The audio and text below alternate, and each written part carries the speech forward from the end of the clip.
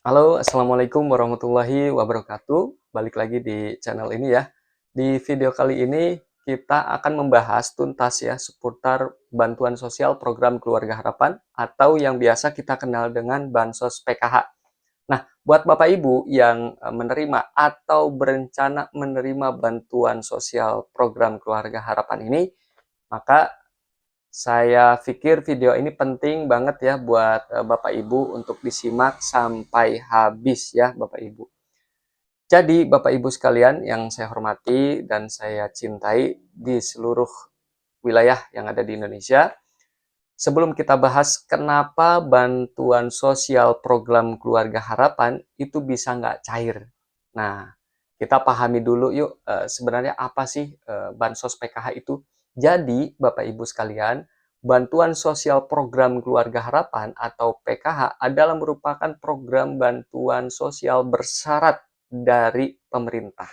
Ya, tujuannya yaitu untuk meningkatkan taraf hidup keluarga miskin dan rentan miskin melalui akses layanan pendidikan, kesehatan, dan kesejahteraan sosial. Nah, bantuan sosial PKH ini berupa uang tunai ya yang diberikan secara berkala kepada keluarga yang memenuhi syarat ya, ingat memenuhi syarat dan tentunya terdaftar dalam data terpadu kesejahteraan sosial atau DTKS yang sekarang melebur menjadi DTSEN ya, data sosial ekonomi nasional, data tunggal sosial ekonomi nasional begitu ya.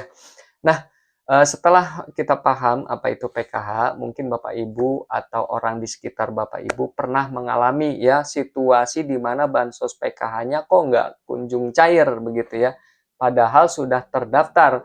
Nah, di video kali ini kita akan membahas faktor-faktor apa saja penyebab bansos PKH tidak cair ya.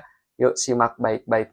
Yang pertama tentu faktor perubahan desil ya dan prioritas bansos.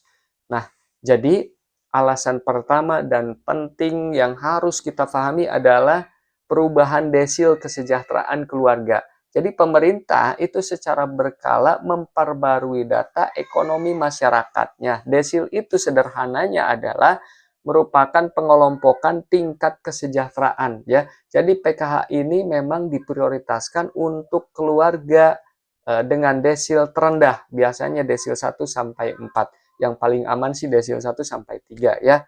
Nah, yang dianggap paling miskin tentunya dan rentan ya masuk ke desil tersebut. Nah, kalau hasil pembaruan data menunjukkan kondisi ekonomi Bapak Ibu sudah membaik dan desil Bapak Ibu naik di luar prioritas PKH, sayangnya bantuan sosial PKH-nya bisa dihentikan ya. Jadi penting juga untuk Bapak Ibu memahami bahwa PKH ini memang ditujukan untuk keluarga yang benar-benar membutuhkan ya. Kemudian faktor selanjutnya adalah data tidak valid atau tidak sinkron nih Bapak Ibu.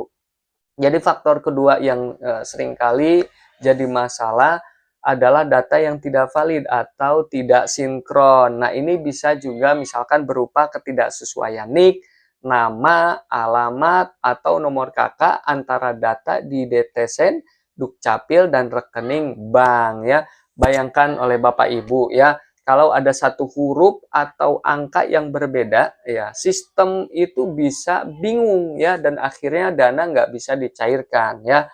Selain itu, kalau ada perubahan data keluarga seperti anggota keluarga meninggal, pindah alamat atau perubahan status lain, tapi belum dilaporkan dan diperbarui, maka ini juga bisa jadi salah satu penyebabnya.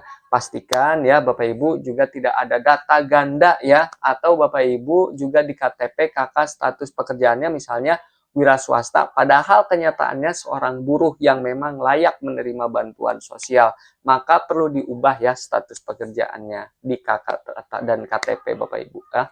Karena status pekerjaan juga tentu saja berdampak pada cair atau tidaknya bansos PKH Bapak Ibu. Nah, faktor selanjutnya adalah tidak memenuhi syarat kepesertaan ya. Nah, jadi PKH ini sebagaimana saya sampaikan di awal bahwa PKH ini punya syarat kepesertaan ya yang harus dipenuhi. Selain masalah desil tadi, kemudian administrasi kependudukan.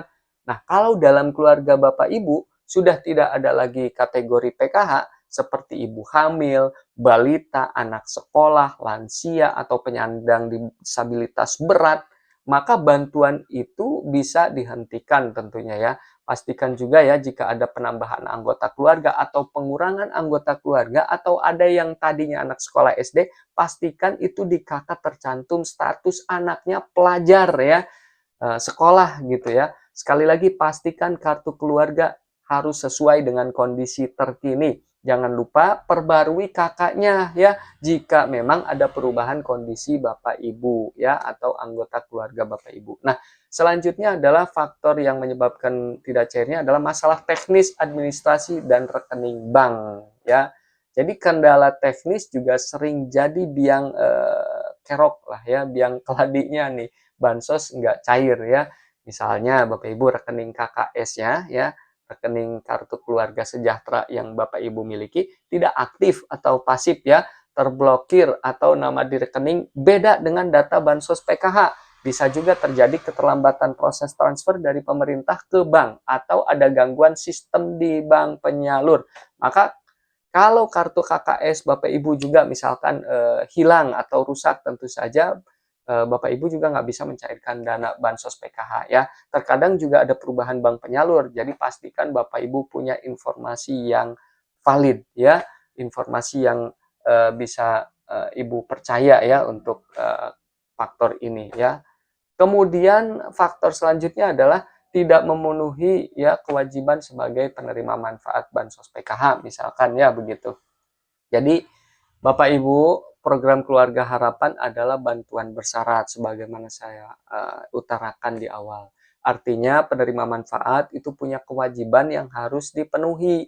Contohnya, Bapak Ibu itu punya kewajiban untuk menghadiri pertemuan peningkatan kemampuan keluarga P2K2. Kemudian memastikan anak usia sekolah tetap bersekolah dan terdaftar di Dapodik karena ngeling ya datanya gitu. Dan bagi ibu hamil serta balita rutin memeriksakan kesehatan misalkan di posyandu, di puskesmas atau dimanapun ya yang memang menjadi fasilitas kesehatan di wilayah Bapak Ibu. Nah, kalau kewajiban ini tidak dipenuhi, maka bisa jadi bantuan bansos PKH-nya juga bermasalah nih ya Bapak Ibu. Nah, selain itu juga misalkan Bapak Ibu sebagai penerima manfaat bansos PKH menolak untuk dilakukan verifikasi ya, diverifikasi ulang gitu. Nah, kalau Bapak Ibu mengalami misalkan masalah bansos PKH-nya tidak cair, maka ada beberapa langkah yang tentu saja Bapak Ibu bisa lakukan ya. Yang pertama, cek status di cek bansos Kementerian Sosial.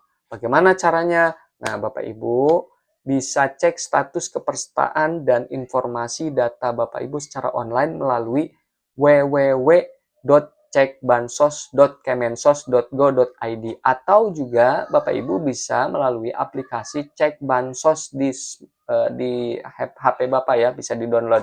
Nah, pastikan cek bansosnya, aplikasinya itu resmi dari Kementerian Sosial, jangan yang lain ya.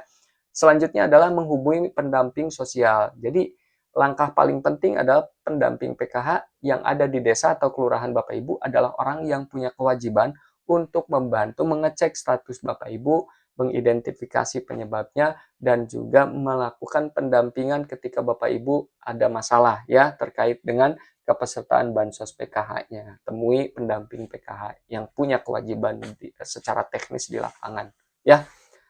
Lalu Bapak Ibu juga bisa memperbarui data di desa atau kelurahan setempat ya. Jadi kalau ada perubahan data diri atau keluarga, segera laporkan ke RT RW ya. Lalu ke kantor desa atau kelurahan untuk diajukan pembaruan data ya. Kemudian cek rekening juga ya, cek rekening bank Bapak Ibu. Pastikan rekening KKS Bapak Ibu aktif dan tidak ada masalah. Kalau ada kendala, segera datangi bank penyalur untuk mengurusnya didampingi oleh pendamping PKH yang ada di wilayah Bapak Ibu sekalian.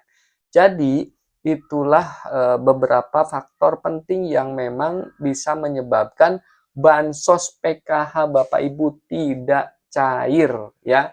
Semoga informasi ini bermanfaat buat Bapak Ibu semua ya. Jangan lupa untuk like atau berikan komentar, pendapat atau kritik, saran yang membangun, ya mudah-mudahan bisa menghadirkan perbaikan dalam program bantuan sosial Bansos PKH ini ya. Dan pastinya jangan sampai ketinggalan video-video yang lain ya dari channel ini dengan cara follow akun ini.